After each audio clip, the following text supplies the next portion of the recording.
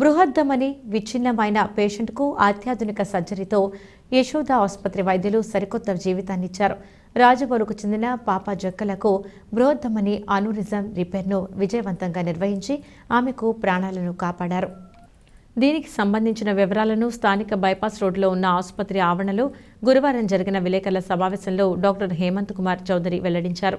మానవ శరీరంలో గుండె నుండి అవయవాలన్నింటికీ రక్తాన్ని చేర్చే బాధ్యతను శరీరంలో అతిపెద్దదైన బృహద్దమని నిర్వహిస్తుందన్నారు. ఈ దృఢమైన శక్తివంతమైన భారీద్దమని అసాధారణమైన పని ఒత్తిడిని తట్టుకుని తల పైభాగం మొదలుకుని అరికాళ్ల వరకు ప్రతి భాగానికి రక్తం చేరేటట్లు చూస్తుందన్నారు. ఇంతటి ప్రధానమైన బృహద్దమని లోపలి మరియు మధ్య పొరలు చీలిపోవడం అనే అరుదైన సమస్యతో ప్రాణాపాయ స్థితిలో వచ్చిన ఆమెకు అత్యాధునిక మల్టీ సెగ్మెంట్ బృహద్దమని అనూరిజం రిపేర్ సర్జరీ చేసి ప్రాణాలు కాపాడినట్టు యశోద హాస్పిటల్స్ సికింద్రాబాద్కు చెందిన senior vascular surgeon Hemant Kumar Chaudhary తెలిపారు. ఈ క్లిష్టమైన సర్జరీలో doctor Prabhakar, doctor Bhavin Elram, doctor Basavaraj, doctor Hemant Kumar చౌదరిలతో కూడిన వైద్య బృందం దాదాపు 14 గంటల పాటు నిర్వహించిన సర్జరీ తర్వాత మల్టీ సెగ్మెంట్ బృహద్దమని అనూరిజం విజయవంతంగా రిపేర్ చేయడం జరిగింది.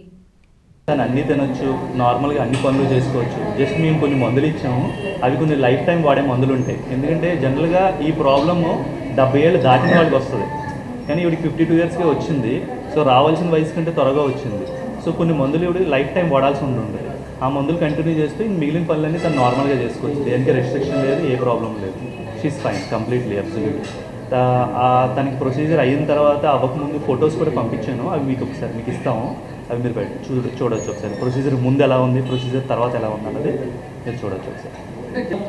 70 ఇయర్స్ వాళ్ళకి ఎథెరోస్క్లెరోసిస్, మన హార్ట్లో బ్లడ్ వెజల్స్కి ప్రాబ్లం ఎలా వస్తుందో అలాగే ప్రతి బ్లడ్ వెజల్కి బాడీలో ప్రాబ్లం ఉంటుంది. ఈవిడికి హార్ట్ నుంచి బయటకు వచ్చిన మేజర్ బ్లడ్ వెజల్లో ప్రాబ్లం వచ్చింది. ఇన్ఫ్లమేటరీ కాజ్ అని ఉంటుంది, అంటే వాపు, రక్తనాళాల్లో వాపు వచ్చింది ఆవిడికి. మన బాడీలో ఎక్కడైనా చిన్న వాపు ఎలా వస్తుందో అలాగే. సో ఆటో ఇమ్యూన్ కండిషన్ అంటే ఏంటంటే మన బాడీలో రోగనిరోధక శక్తి ఏదైతే ఉంటుందో అది ఓన్లీ బయట నుంచి వచ్చిన బ్యాక్టీరియా, వైరస్ మీదే పనిచేయాలి. ఈవిడికి ఏమవుతుందంటే వాటితో పాటు, అంటే ఇప్పుడు ఆ బ్యాక్టీరియా వెళ్ళి ఆ రక్తనాళానికి అతుక్కుంది అనుకోండి, ఆ బ్యాక్టీరియాతో పాటు ఆ రక్తనాళంలో ఉన్న సెల్స్ని కూడా కొద్దిగా చంపుతుంది. మన బాడీ తెలుసుకోలేకపోతుంది అనమాట ఆవిడ బాడీ.